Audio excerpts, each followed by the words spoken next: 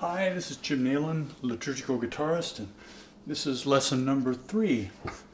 And it's on at the cross for station keeping, a Lenten piece. Tomorrow is the first day of Lent in 2013, so this would be appropriate, and for Stations of the Cross. Before we do this, let's talk about, in the last video I referenced the scales in sixths and tenths off of my website at Score Exchange, I think under the either Schola Cantorum or St. Cecilia Cathedral section. And we talked about scales in tenths on the joyful lesson. Now we're going to talk about the C major scale in sixths here. And that's so this is a scale that has 2 notes. So it'd start here on the C on the top and the E below. And we think of that, if E was the first note in the scale, or first note that we're starting on, if it's 1, then the next note would be 2, 3 would be the G, A would be 4, B would be 5, and C would be 6. So there's really only 5 notes between them, but by counting on this at 1, these are all 6 notes apart in music lingo, music theory talk. Okay, so anyway, so the scale, first, second finger, then the third and fourth finger play those notes, then the open first and third strings, then you're on the first and third strings going up.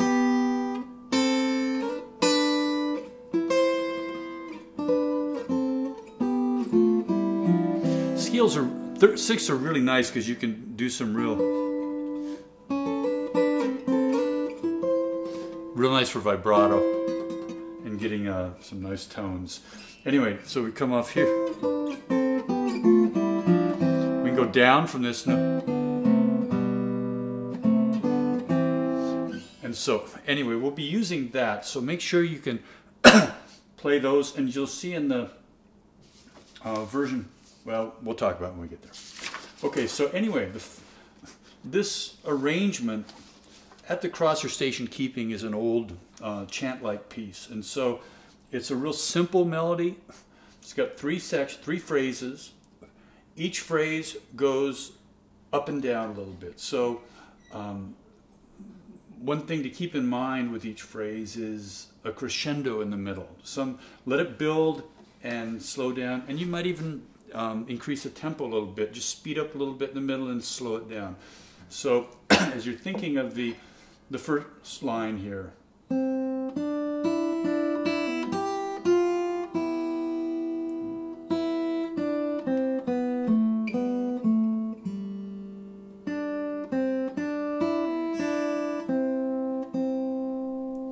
rather than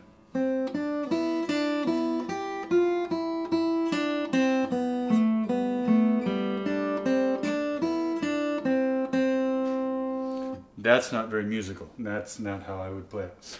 So anyway, I think if you look at the tablature, I actually go, no, I do it all simple here. You can also, if you want to get more expression, you could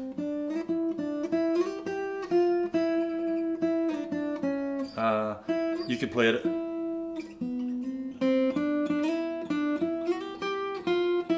You can get more tone on those, but considering again the chant-like nature of this, probably you don't want to overdo the vibrato, because Gregorian chant is pretty much sung without vibrato. Okay, anyway, so that's the first yes, this is kind of a theme and variations arrangement, so that would be the first variation. On measure 7, line 2 is the second one. Also on these videos you might notice I cough a lot. Right now that's real coughing.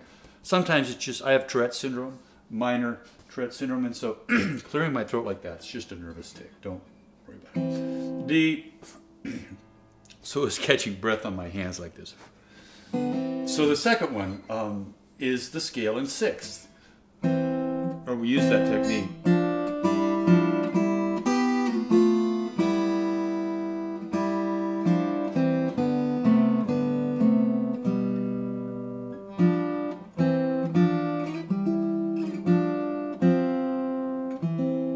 in that last measure, or that last phrase, or actually I went up, it's written. And here, that's a changed note. That's not a sixth, that's actually a fifth. And then I come down to the sixth here. So you'll notice in most of these, the last measure takes you out of whatever pattern I've established. That's the second variation. Third variation is still in sixths, but now I'm going to play all the sixths on, except most of the sixths on the second and fourth strings, so that I can keep a drone note. In the last video we talked about, or last lesson, drone notes, and that you want to keep them softer than the melody. So the melody would be these sixths, really.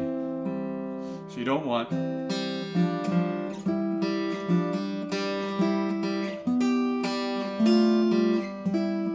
You want this to be subdued, this note, so it doesn't overshadow the melody. So this looks something like this.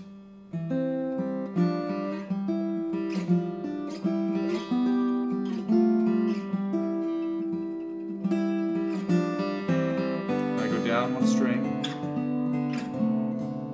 and the D becomes the drone note.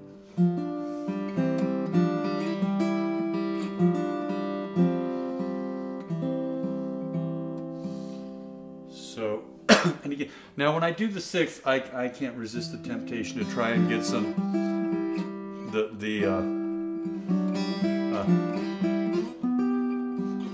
bring out some of that tone.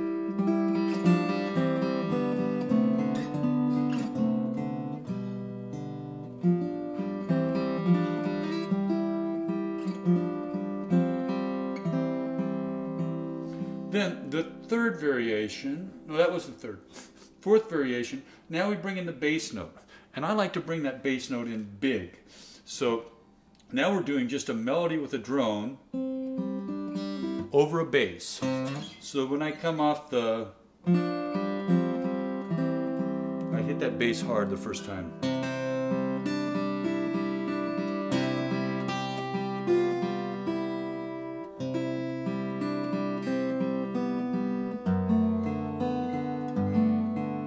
That's going to be a bass run here. And an F.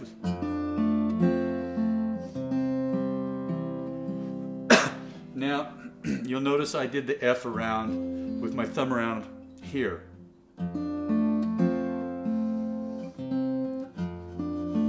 Let's see, where am I on here?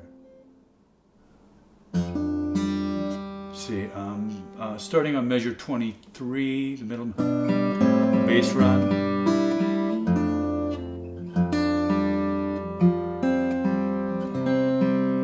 Oh wow, the way it's written is, this until I never read my music anymore, is with the open G as the drone note still. When I play that, I play the A. And then go to the G.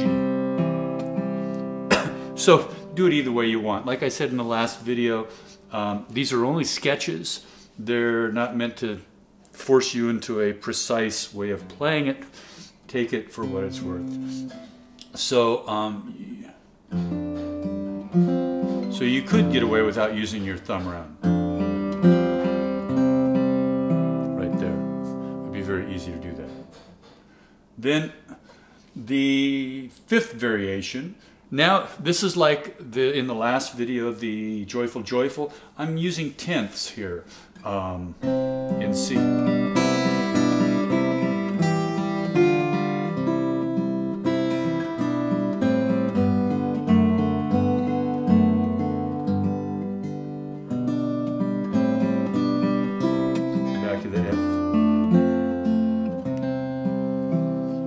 Now that time, the way it's written, I am doing the F with the A as the inner voice,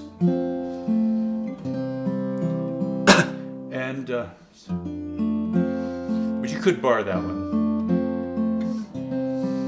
So that's all right. If you don't like using the thumb, or if you have a small hand, bar it. And then the final variation is my favorite. It's just real simple. There's no bass in it, and it's just like variation 4 without the bass until we get to measure 35, and then we'll talk about this. This is, and you got to make sure that you bring the melody out and keep the drone note low.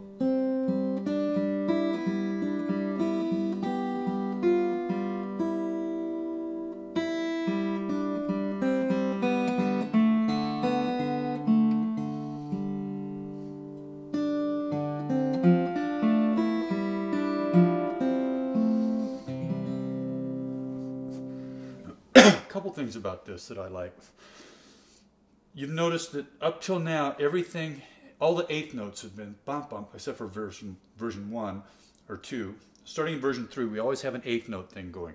Ba da da da da da da da da da da da da da da da da da. This time, so at the end of measure 32, it's a quarter note, and at the end of measure 34, it's a quarter note. So it breaks that pattern, and I think that should be kind of noticeable.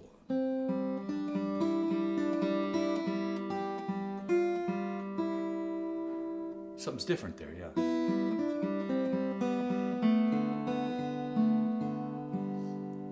And then this last part is, think of this as just like a cascading waterfall.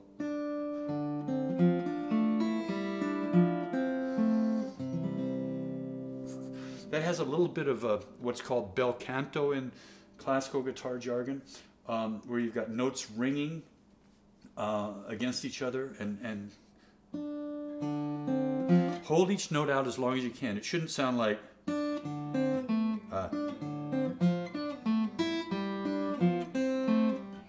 you want everything to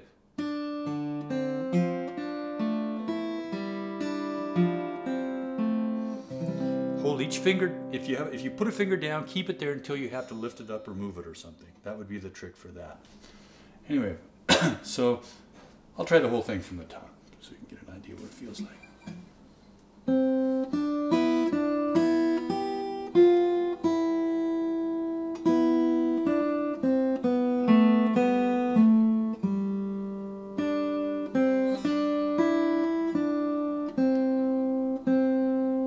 Notice there I had to dampen that last note.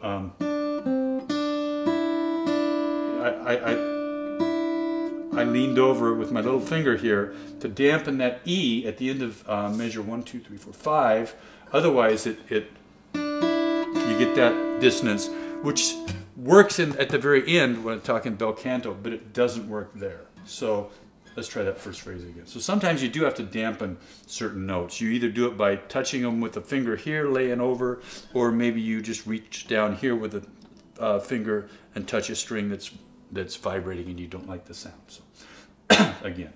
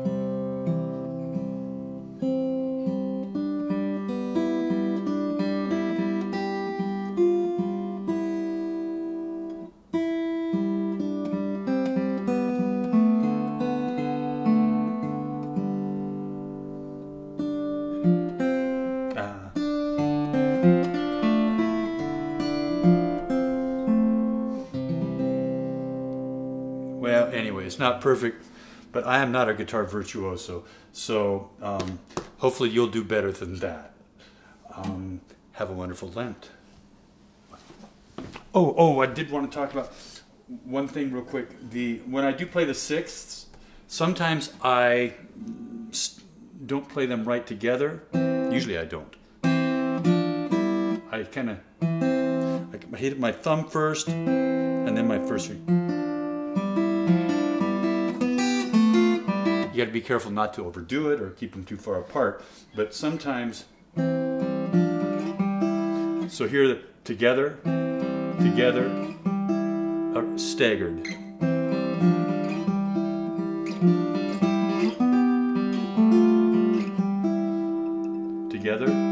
Together, staggered. Staggered, together, staggered. So that's an expressive technique that you can throw in there as well, is when you choose to you're really arpeggiating it, like an arpeggio as opposed to a block chord. So just something, gotta get the phone, bye.